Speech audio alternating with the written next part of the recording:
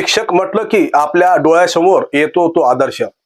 शिक्षकांच्या हातूनच सर्व क्षेत्रातील व्यक्ती घडलेले आपणास दिसतात. आई वडिलांनंतर शिक्षकच हे विद्यार्थ्यांचे खरे मार्गदर्शक असतात. परंतु आता शिक्षक हे ठेकेदार, व्यापारी, राजकारणी बनलेले दिसत आहेत.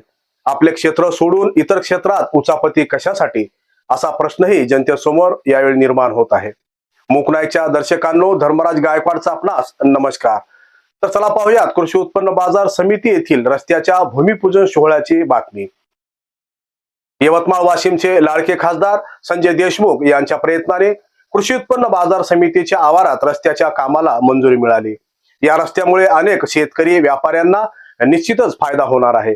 परंतु काही कार्यकर्त्यांच्या माध्यमातून खासदार देशमुख यांची दिशाभूल करून एका शिक्षकाला या रस्त्याच्या काम दिल्याची चर्चा सुरू झाली. या अशा कृत्यामुळे निश्चितच सामान्य कार्यकर्त्यावर अन्याय झाला, अशी ही चर्चा या सोहळ्या दरम्यान झाल्याची दिसून आली. या रस्त्याचे काम 2-3 गरजूवंत कार्यकर्त्याला दिले असते तर त्याच्या उपजीविकेचे साधन बनले असते. परंतु तसे न करता एका सधन शिक्षकाला या रस्त्याचे काम देऊन नेमके कोणते उद्दिष्ट पूर्ण होत आहे हे त्या कार्यकर्त्यांनाच माहीत. असो, काही हरकत नाही. तर चला पाहूयात कृषी उत्पन्न बाजार समितीच्या रस्त्याच्या भूमिपूजन सोहळ्याच्या माध्यमातून थेट.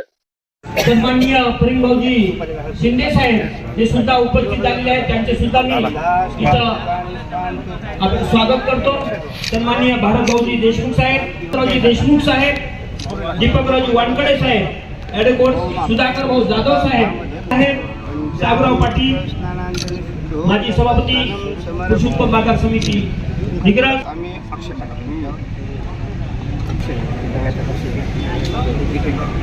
हरि ओम गणानां त्वां गणपते हवाम.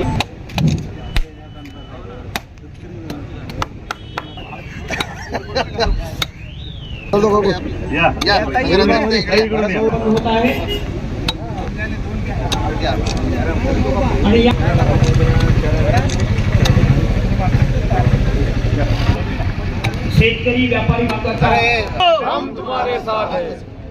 आवाज कुणाचा? अरे आवाज द्यावा लागते. मुकाट्याला नसते ते. शिवसेनेचा कार्यक्रम आहे.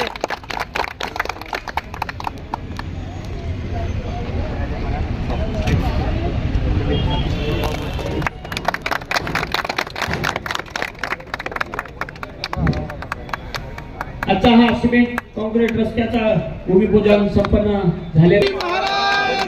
जय महाराज, भारतीय घटनेचे शिल्पकार परमपूज्य डॉक्टर बाबासाहेब आंबेडकर, हरित क्रांतीचे प्रणेते स्वर्गीय वसंतरावजी नाईक, हिंदू हृदय सम्राट वंदनीय बाळासाहेब ठाकरे यांना वंदन करतो.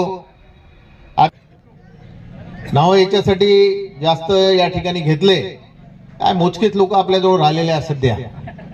त्याच्यातही अजून नाराजी होण्यापेक्षा सर्वांचे नाव घेतलेले बरं राहील, कारण पळणाऱ्याची संख्या जास्त झालेली आहे सध्या. तरी सुद्धा आजच्या या कार्यक्रमासाठी कृषी उत्पन्न बाजार समितीने रोडचं विधिवत भूमिपूजन या ठिकाणी आपल्या सर्व मान्यवर मंडळीच्या उपस्थितीमध्ये या ठिकाणी संपन्न झालेल्या आहे.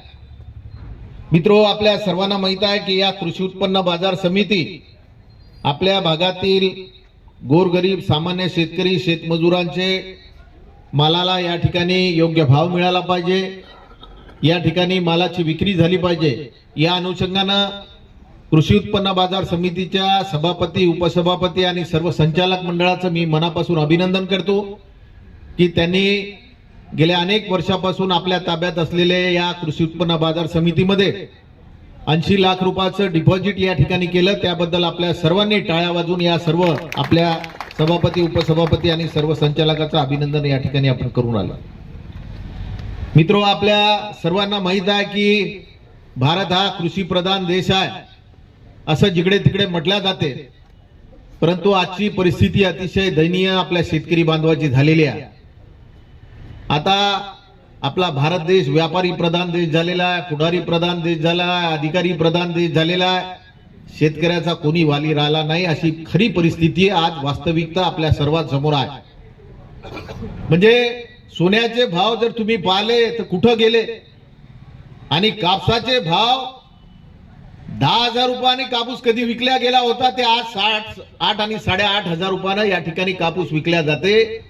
परंतु या देशाचे पंतप्रधान, या देशाचे कृषी मंत्री, या देशाचे या राज्याचे मुख्यमंत्री, या राज्यात 2 उपमुख्यमंत्री आहे, परंतु कधी शेतकऱ्याच्या प्रश्नाच्या संदर्भात त्यांच्या मालाला योग्य भाव मिळाला पाहिजे असं यांना अजूनही सुचलं नाही.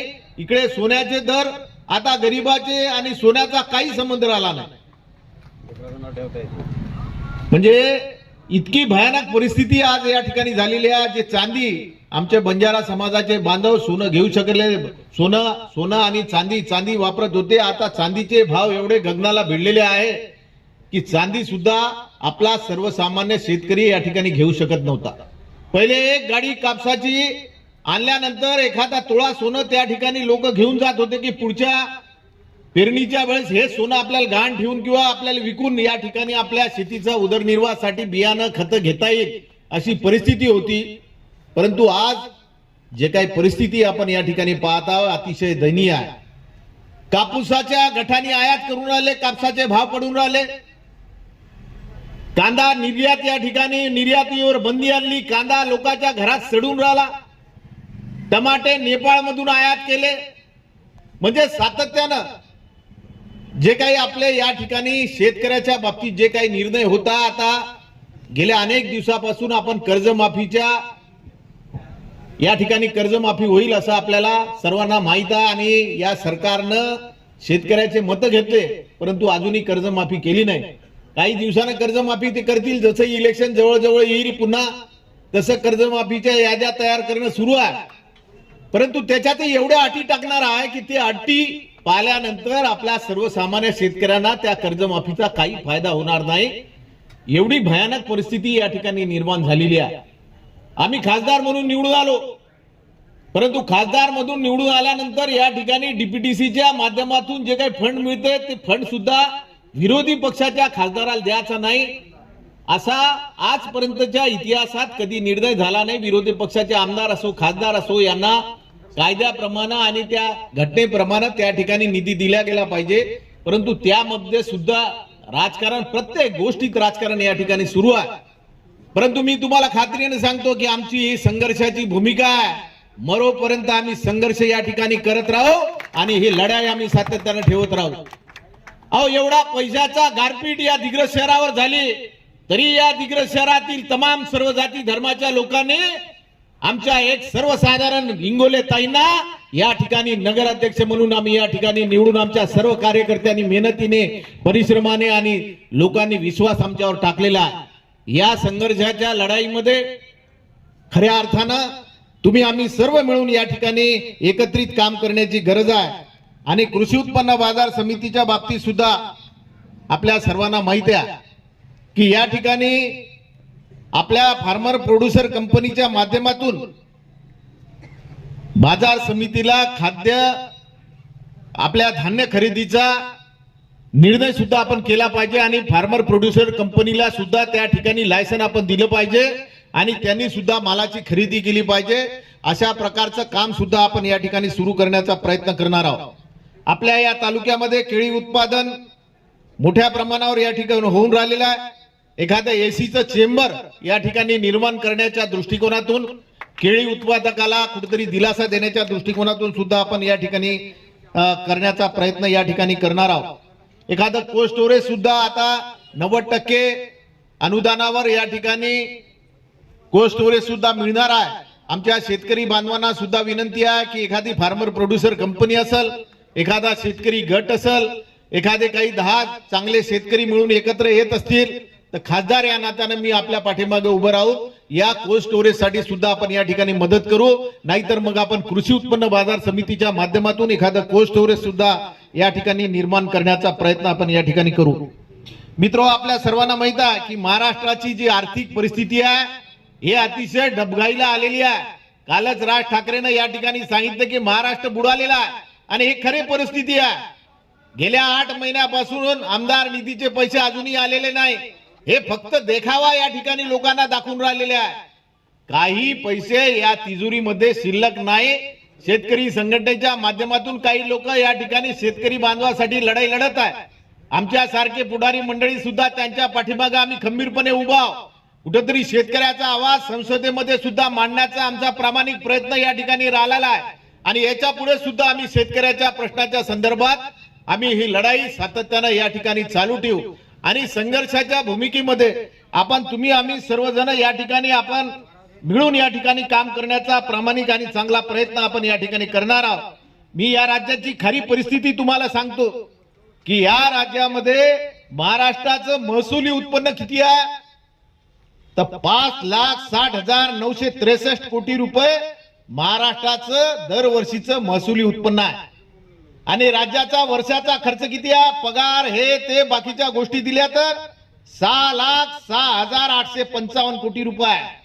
म्हणजे एका वर्षात येणारे पैसे आणि जाणारे पैसे असे जर अर्थसंकल्पीय तूट पाहिली तर 45,892 कोटी रुपयाची तूट या ठिकाणी राहिलेली आहे. राज्यामध्ये कर्जाचा डोंगर किती आहे तर 7,82,000 कोटी रुपयाचं कर्ज या महाराष्ट्रावर आहे. किती 7,82,000 कोटीचं कर्ज आहे. याच्यावरचं व्याज किती आपल्याला द्यावं लागते तर 56,727 कोटी रुपये दरवर्षी या व्याजापोटी आपल्याला त्या ठिकाणी बँकेत द्यावं लागते. म्हणजे अर्थसंकल्पानंतर घेतलेलं कर्ज आता सध्या 13,000 कोटीच्या कर्जाची मागणी या ठिकाणी केलेली आहे आणि केंद्र सरकारला जास्तीचं कर्ज घेण्यासाठी महाराष्ट्र सरकारनं आता परवानगी मागितली. किती कर्ज तर 1,32,000 कोटीचं कर्ज आम्हाला घेऊ द्या म्हणून केंद्र सरकारकडे राज्य सरकारनं मागणी केलेली आहे. म्हणजे या महाराष्ट्राची आर्थिक परिस्थिती काय आहे याची जाणीव तुम्हाला या ठिकाणी आहे. काही लोकांना असं वाटतं की तिकडे गेले की निधी येते आपल्याला बाहेर अबे मागच्या लाईन मध्ये जाऊन तिकडे बसणार आहात तुम्ही अबे तेच एवढे उपाशी आहेत तुम्हाला कुठे जेव घालणार आहे. सांगण्याचं तात्पर्य एवढंच आहे की या संघर्षाच्या लढाईमध्ये शेवटी संघर्ष हे महत्वाचा आहे आणि कृषी उत्पन्न बाजार समितीमध्ये जे काही आपण चांगलं काम करण्याचा प्रयत्न आपण या ठिकाणी शेतकऱ्यांना दिलासा देण्याचा प्रयत्न आपण या ठिकाणी चालवलेला ते सुद्धा आपण चांगल्या पद्धतीने या ठिकाणी करण्याचा प्रयत्न तुमच्या आमच्या सर्वांच्या आशीर्वादानं तुमच्या आमच्या सर्वांच्या सहकार्यानं या ठिकाणी आपण करण्याचा निर्णय घेतलेला आहे.